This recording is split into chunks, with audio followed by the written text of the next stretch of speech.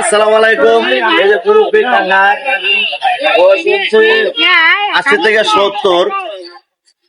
ওনার ছেলে নাকি পোশাকে থাকতো, উনি ওনার ছেলে একা রেখে চলে গেছে গাজীপুর মালিকাবাড়ি আবার বিদ্যুৎ তোলে, এবং ওনার একটা ছেলে আছে গাজীপুর মালিকাবাড়ি দিঘির দক্ষিণ পাশে, নাম হচ্ছে মনের। উনি রাজমিস্ত্রি কাজ করে। হ্যাঁ, তা আপনারা যারা ভিডিওটা দেখছেন, আপনার ভিডিওটা এত পরিমাণ শেয়ার করবেন যেন যে উনির ছেলে আছে মনের, সে কিন্তু জানে না ওনার আব্বা যেখানে আছে।